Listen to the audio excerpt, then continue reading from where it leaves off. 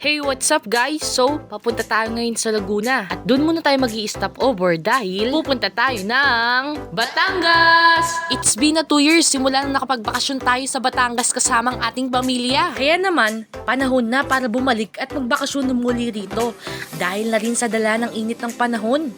The next day. At kinabukasan, maaga nga kaming nagising para makapaganda para sa pagpunta sa dagat. Ang owner nga ng bahay na tinuluyan namin ay ang pamangkin ni Papa, si Ate Jerma. Shoutout sa iyo, Ate Jerma. Maraming salamat sa pagpapatuloy sa amin. A few inches later. 8:02 AM nga, OTW na kami sa Catada Resort sa Lobo, Batangas. Napaka-peaceful nga ng biyahe namin. At makikita nyo naman, nakabukas pa mga bintana namin para malasap ang simoy ng hangin na walang kapulu-polusyon.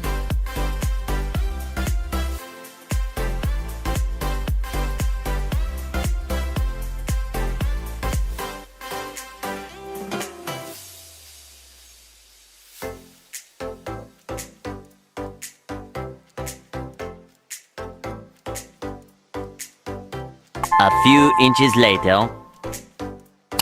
9:09 AM nga nang makarating kami sa dagat. At wala nga kaming ibang sinasabi, kundi napakaganda!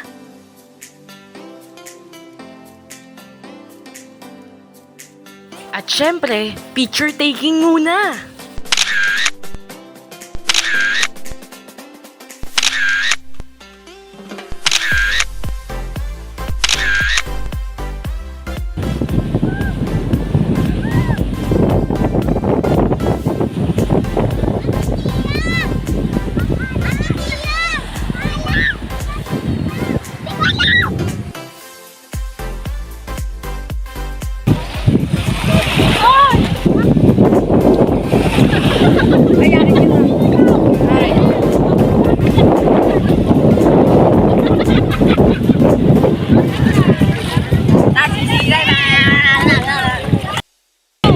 Yan, may mga natagpuan po kaming mga dambuhaling.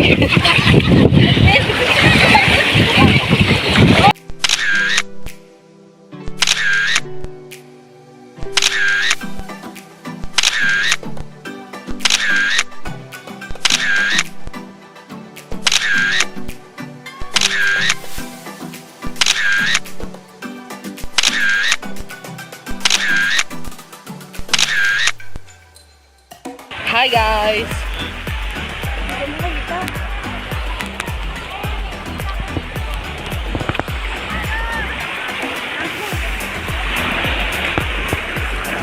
Hiram ka goggles. Hiram goggles. Ayun o.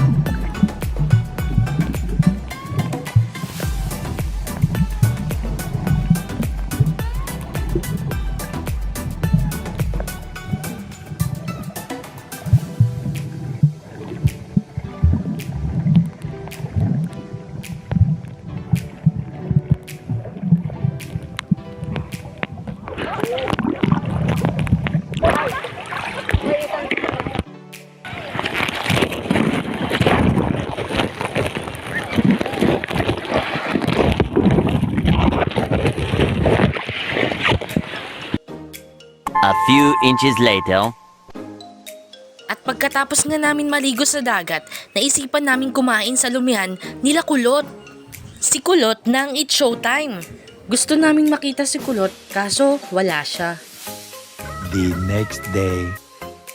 I little monkey, Humpy Dumpy. Mama called the doctor and the doctor said, Pagbilang ko ng 3, nakatago na kayo. Kayo pa nakaupo, subukan nyo tumayo. I wanna be a to be a twinkle star. How di anabaw di batuten. Meow. Sa kagustuhan naming lubusin ng aming pagbabakasyon, March 29 nga nang maisipan naman naming maligo sa ilog.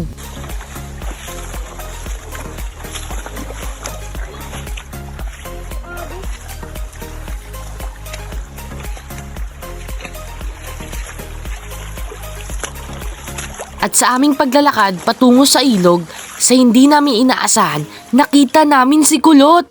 Tuwang-tuwa nga kami na makita siya. Agad-agad kaming nagpa-picture. Sa sobrang busy nga namin sa paliligo, hindi na kami nakapag-video.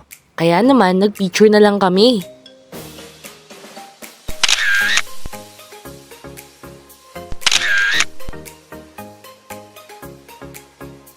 The next day.